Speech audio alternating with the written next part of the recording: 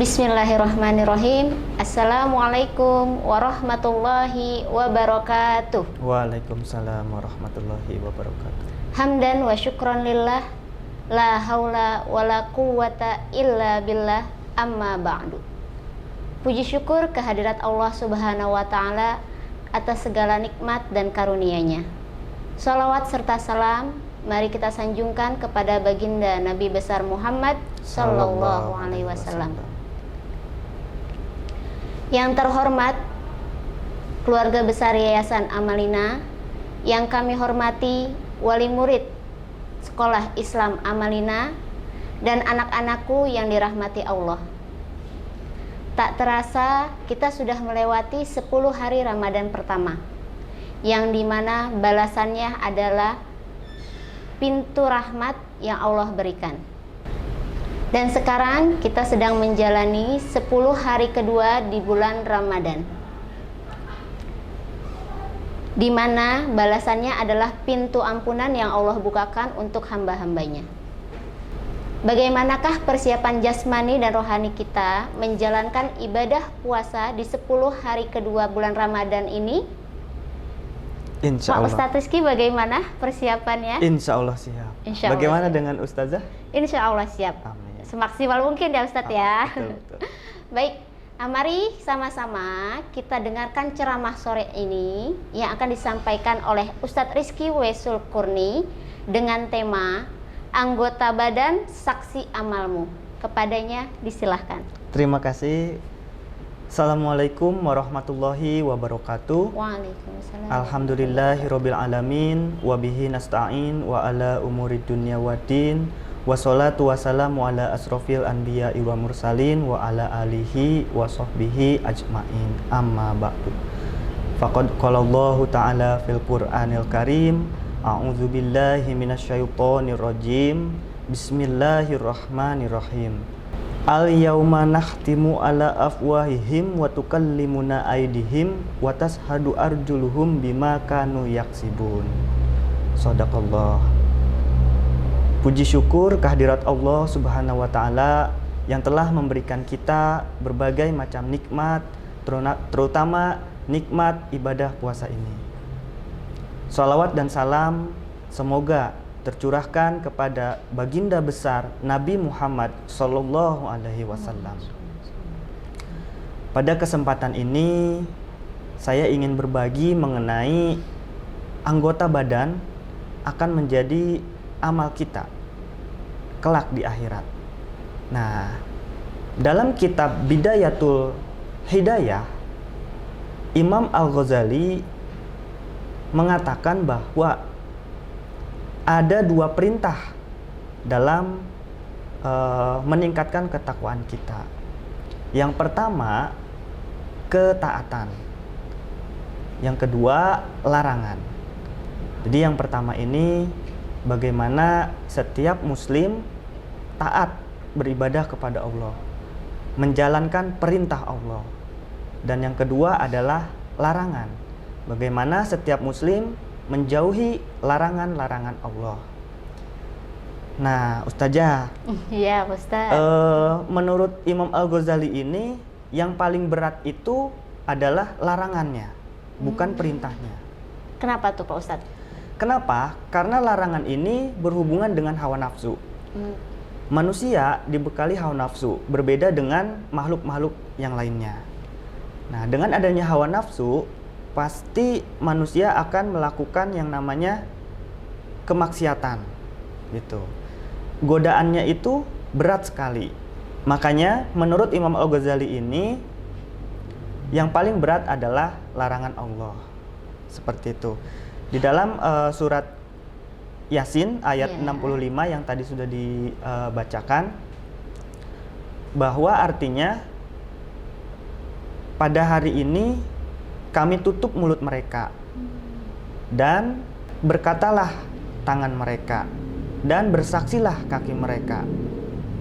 Nah, di dalam ayat tersebut menjelaskan bahwa setiap anggota badan akan menjadi saksi perbuatan kita di dunia ini, seperti itu.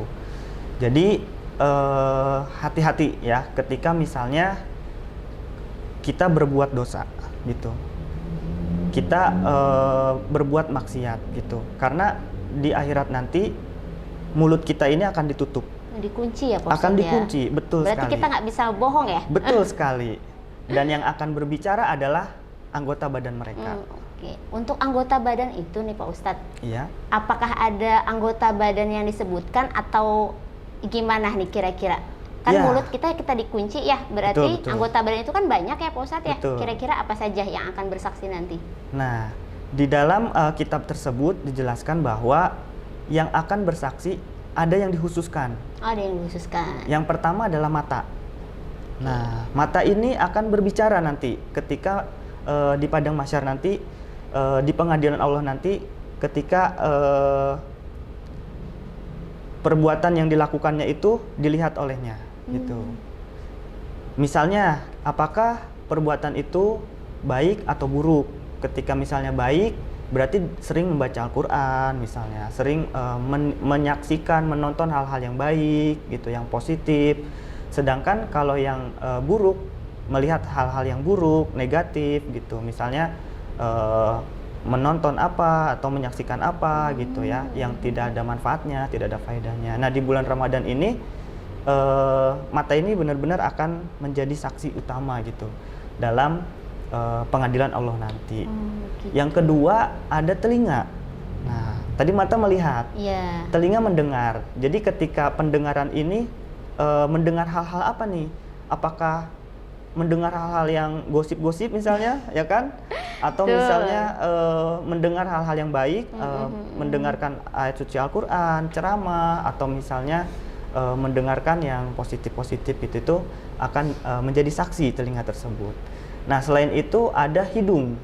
Oh, ada hidung juga termasuk ya Pak Hidung Ustadz juga ya? termasuk. Oh, gitu. Nah, hidung ini adalah penciuman, gitu. Apakah digunakan dengan baik atau buruk juga, itu akan menjadi saksi di akhirat nanti. Misalnya, apakah Kalau cium aroma makanan gimana tuh Pak iya, Ustadz? misalnya mencium aroma makanan gitu ya, sampai menggiurkan gitu.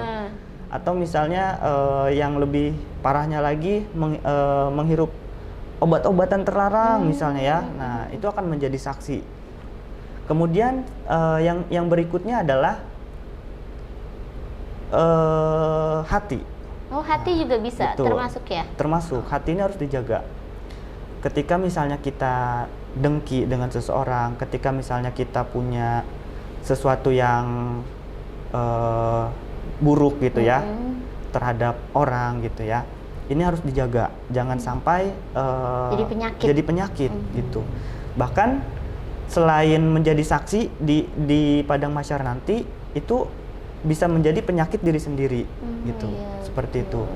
Kemudian selain hati, itu ada tangan dan kaki mereka. Itu tangan dan kaki mereka ini digunakan untuk apa? Apakah mencuri, ataukah misalnya melakukan yang baik, yang positif?